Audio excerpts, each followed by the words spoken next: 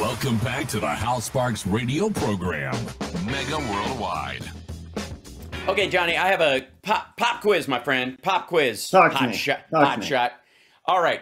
If you have too much of something or not enough of something, which one of those somethings would be more expensive if you were selling it? Something you have too much of or something you have too little of? What would it's a valuable thing. You need it. You need it. It seems like this is an economics kind of question. And It if there's kinda high is. demand, high demand for something that is not readily available, that would be more expensive. Right, there you go. And then if you had, let's say, if you had a machine in your house that could just make all you wanted of something, and you had it, quote unquote, turned on all the time, and it just pumped the stuff out like a 3D printer, just going poop and like 24/7, and just making pile after pile of stuff. Your basement is filling up with it. Hal Sparks bobblehead dolls, yes, I'm listening. Oh, yes. No, those are always in demand. They get more expensive the more there are because people want two. So I'm obviously talking about two particular items. One would be oil. The other would be the U.S. dollar. Now, if you listen to the regular slew of economists, short of, I guess, Jim Cramer, who burst into tears on the air this week because he was so wrong about Facebook stock. I'm not kidding. You didn't happen to see that? Jim Cramer. Which way was he wrong? He thought it was a good bet, and it was not. And again, I would argue, and you will find this out, that over time, there are going to be so many social media sites that none of them will be massively profitable the way the early ones have been because they ate up all the market share. And probably the next big thing, and this is my prediction, the next big thing in social media will be a fusion website that you can be on multiple sites and it ties all your stuff together. And if you post, it posts to all of them. And then within it, you have a community of people you regularly see that's like an inside WhatsApp conversation that doesn't go out to the other sites, like a DM within it, right? Yeah. I'm calling it, Sparky, and we'll just leave it there, just with an E on the end instead of a Y. Sexy. Yeah. Anyways, so that's what's going to happen. I'm just prognosticating, but. Oil, obviously, the amount of oil available in the world is shortened by 5 million barrels a day because Russia has been taken off market. And the price, was driven up by this gap, because if you have less of something and you need it, the price is going to go up. And it went up over $120 a barrel for a good stretch. And now it's hovering somewhere around $82 to $85 a barrel. And the Saudis cannot afford it to go any lower.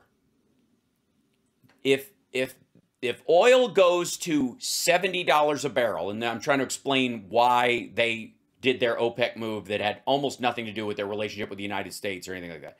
If it drops down to the actual price it's worth, which is $40 a barrel to extract it and about $20 per barrel to send it, about $60 a barrel, $5 profit on each one. That's your reasonable base. You can't go any lower than that because you can't. That $5 per barrel needs to go to paying dividends to whoever invested in the first place and exploration once a well runs out to find new ones. You can't go lower than that. So $65 a barrel, you get near there, and oil companies, and namely oil countries, start to crater.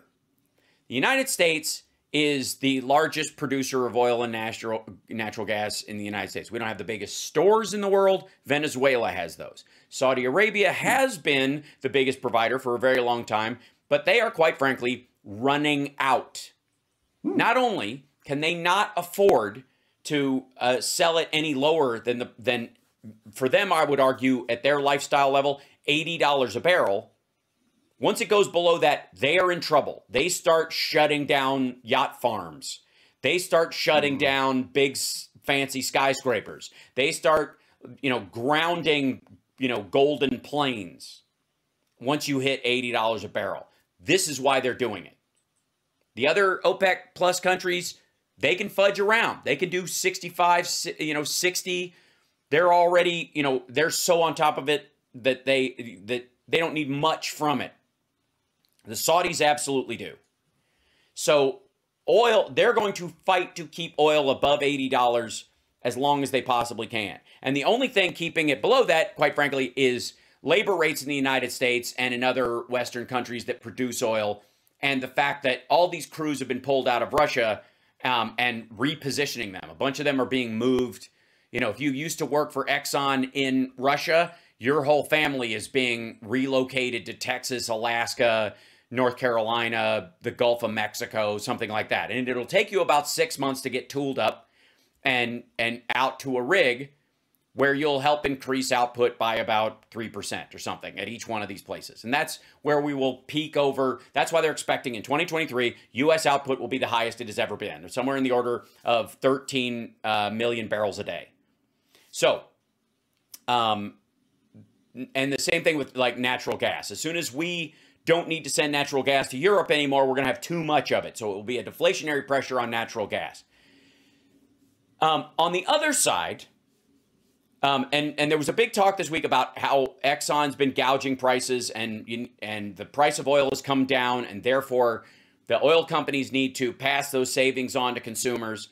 And Exxon was pushing back saying, we did pass it on in the form of dividends, our investors. And the investors in oil and gas, largely in the United States, are large pension funds. There's a bunch of individual investors, and then there's like these market groups where people invest in a broad spectrum of things, including oil and gas. And the dividend went up to, I think, the highest it's ever been. It spiked last month, largely because it dropped to next to nothing. You were not getting a dividend all of 2020 if that was your investment. And you're apt to, in that situation, if you live off your dividends, you're apt to take your investment out.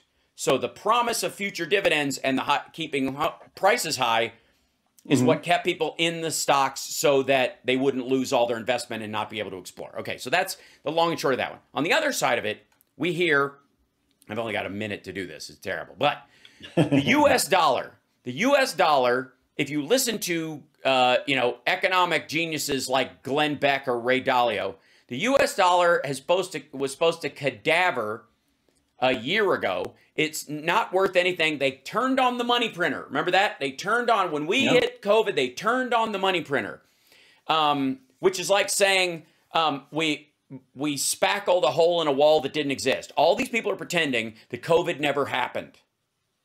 All these economics people are walking around acting like they're going, if you look at these markers, this is very similar to what happened in 2008, except in 2007, there wasn't a pandemic.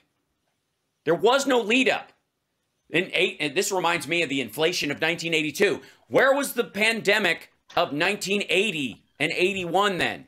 It didn't exist. So looking at today's financial problems through a lens of previous regular economic bubbles is insane. It makes no sense. You are pretending that problem never existed.